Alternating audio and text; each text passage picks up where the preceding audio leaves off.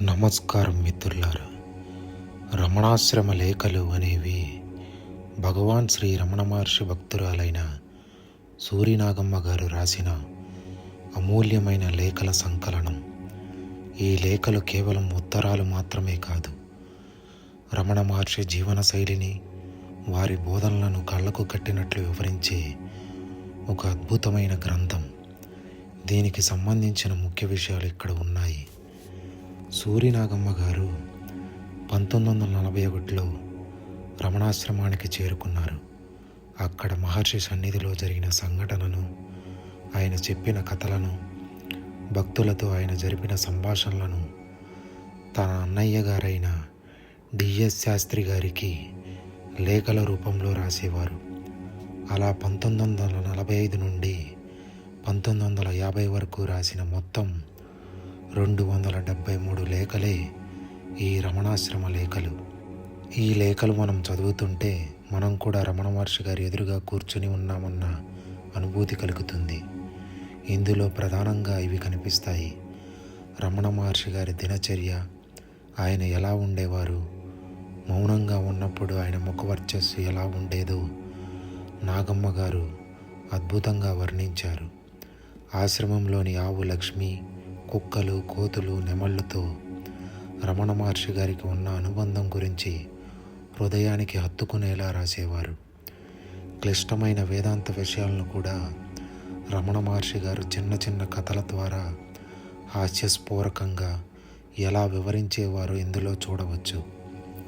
దేశ విదేశాల నుండి వచ్చే భక్తుల సందేహాలను రమణ మహర్షి గారు ఎలా తీర్చేవారో కూడా ఈ లేఖలు వివరిస్తాయి. సాధారణంగా గురువుల గురించి ఇతరులు రాసేటప్పుడు కొంత కల్పన ఉండవచ్చు, కానీ ఈ లేఖలను రమణ మహర్షి గారే స్వయంగా వినేవారు. ఏమన్నా మార్పులు ఉన్నా కూడా ఆయనే చెప్పేవారు. నాగమ్మ గారు లేఖ రాసిన తర్వాత దానిని మహర్షి గారికి చదివి వినిపించేవారు. ఆయన అందులో ఏమైనా తప్పులు ఉంటే సరిదిద్దేవారు కూడా. అందుకే ఈ లేఖలకు అధికారికత చాలా ఎక్కువ. సూరినాగమ్మ గారి తెలుగు చాలా సరళంగా, స్పష్టంగా ఉంటుంది. భక్తి భావంతో పాటు రమణ మహర్షి గారి వ్యక్తిత్వంలోని మానవీయ కోణాన్ని ఆమె ఈ లేఖల ద్వారా ప్రపంచానికి అందించారు. మొదటి లేఖ: తండ్రికి బిడ్డ అనుకువ. తేదీ నవంబర్ 21, 1945.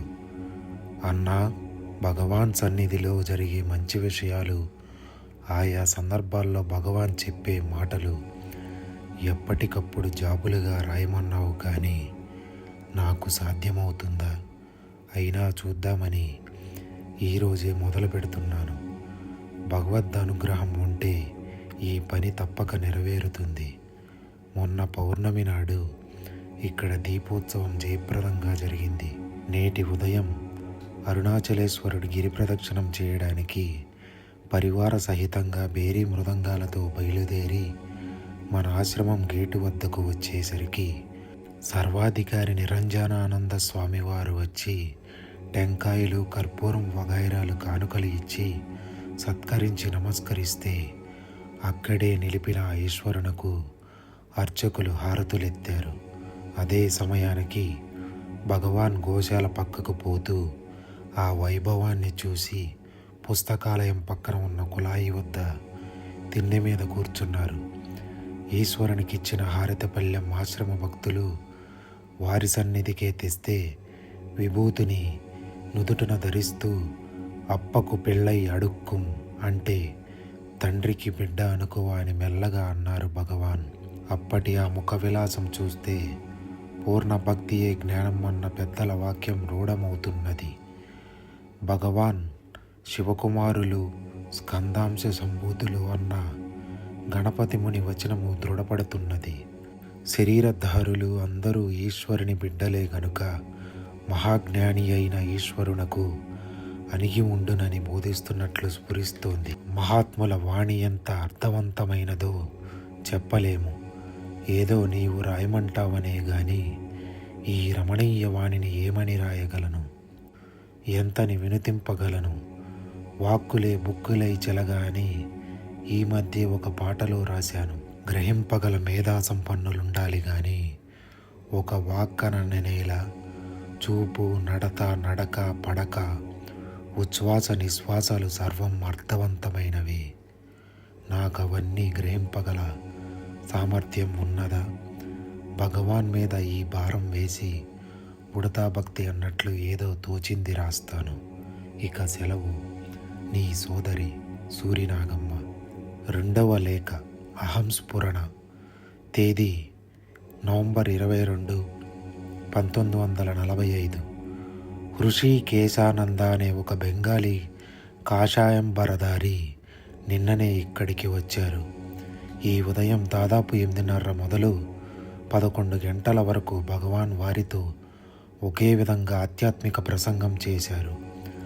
ఆ వాణి అమృతమయమైన అడ్డులేని గంగా ప్రవాహం. ఆ మహాప్రవాహాన్ని వర్ణిస్తూ కలం నడపడం నా చేతనవుతుందా? ఆ అమృతం భక్తి అనే దోసిలితో తృప్తి తీరా తాగవలసిందే గాని కాగితంలో పోసి కట్టగలనా? శ్రీవారికి చిన్నప్పుడు మధురలో మరణభయం కలిగినప్పుడు గోచరించిన అనుభవాన్ని గురించి చెబుతూ ఉంటే ఆ మూర్తిని చూడటానికి ఈ 2 కళ్ళు, ఆ మాటలు వినడానికి ఈ 2 చెవులు సరిపోలేదు. వినేవారి యోగ్యతను అనుసరించే చెప్పేవారి ఉత్సాహం హెచ్చు కావటం సహజమే కదా. ఆ స్వామి అడిగిన ప్రశ్నలకు భగవాన్ చెప్పిన ఒక్కొక్క మాట విపులంగా రాయవలసిందే. కానీ ప్రస్తుతం హాల్లో ఆడవాళ్ల స్థలం కొంచెం దూరంగా ఉండడం వల్ల, అందులోనూ నేను చివరన కూర్చొని ఉండడం వల్ల నాకు సరిగా వినపడలేదు. ఒకటి మాత్రం బాగా వినపడ్డది. మరణానుభూతిలో సకలేంద్రియ సంచలనం అణిగినను అహంస్ఫురణ తనంత తాను తనలో ప్రకాశింపగా అదే నేను కానీ జడ శరీరం నేను కాదనిపించింది. ఈ స్వస్ఫురణ ఎప్పుడూ జడనిది, దేనికి చెందనిది, తానుగా ప్రకాశించునది. ఈ శరీరం దహించినా ఇది జడదు, కాబట్టి ఇదే నేను అని విస్పష్టంగా నాడే తెలుసుకుంటుని అని సెలవిచ్చారు భగవాన్. లోగడ ఇలాంటి ప్రసంగాలెన్నో జరిగినవి. ఎన్నెన్ని రత్నాలు మాణిక్యాలు జారవిడిచానా అని ఇప్పుడు అనిపిస్తున్నది. ఎన్నాళ్ల నుంచో నీవు రాయమంటున్నా లక్ష్య పెట్టని ఈ సోదరి సోమరితనాన్ని మన్నిస్తావు కదూ. ఇక సెలవు. నీ సోదరి సూరినాగమ్మ. ఈ వీడియో కనుక మీకు నచ్చినట్లయితే లైక్, కామెంట్ చేసి మీ మిత్రులందరికీ షేర్ చేయండి. అలాగే రమణ మహర్షి గారి బోధనలు, వాటి అర్థాల కోసం మన శ్రీ రమణ మార్గం ఛానల్ని సబ్స్క్రైబ్ చేసుకుని పక్కనే ఉన్న గంట సింబల్ని నొక్కడం మర్చిపోకండి. ఓం నమో భగవతే శ్రీ రమణాయ. హర హర మహాదేవ శంభో శంకర. ధన్యవాదములు. శుభదినము.